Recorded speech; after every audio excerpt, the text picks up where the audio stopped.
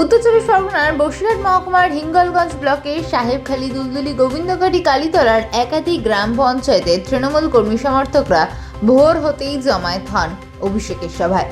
প্রত্যন্ত সুন্দরবন এলাকা থেকে তৃণমূল কর্মী সমর্থকরা নদী পথে নৌকা চেপে লেবুখালী বাস স্ট্যান্ডে এসে সেখান থেকে বাসে করে বারাসতের কাছারি ময়দানে অভিষেকের জনসভায় আসেন। আজ বারাসতের সভা থেকে অভিষেক বন্দ্যোপাধ্যায় কী বার্তা দেন সেদিকে লক্ষ্য রেখেই কর্মী সমর্থকরা এদিন জমায়েত হন।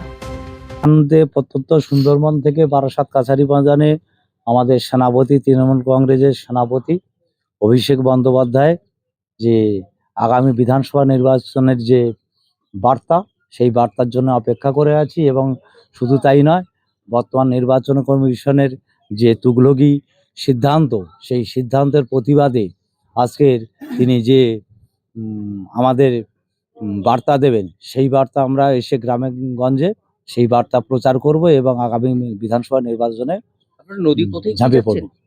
না, আমরা শুধু নদীপথে নয়, আমরা বাস এবং ট্রেন এবং অটোরিকশা যে যেভাবে পারে সেভাবে আমরা নেতৃত্ব ভাবে আমরা সেভাবে নিয়ে যাচ্ছি। আমাদের যুব নেতা অভিষেক ব্যানার্জির জনসভা, এখানে মানুষের আবেগ, ভালোবাসা সব জড়িত।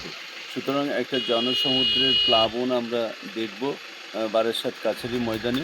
তার জন্য সর্বত্র মনে মনে দেখতে পাচ্ছেন লোকজন সব পরিস্থিতি নিয়ে আছে, তারা যাবে সবাই। আমাদের এখান থেকে যেহেতু দূরবর্তী, সেখানে ফার্স্ট মানে ট্রেনটা তারা টার্গেট করেছে। সবাই এখান থেকে অটো বা অন্য বিভিন্ন যে যার মতো সব করে যাবে এবং আমাদের যে বাসগুলো আছে সেগুলো সব যাবে, গিয়ে আমরা সব ট্রেন যাত্রী হিসাবে যাবে সেইভাবে আমাদের ব্যবস্থা করা আছে।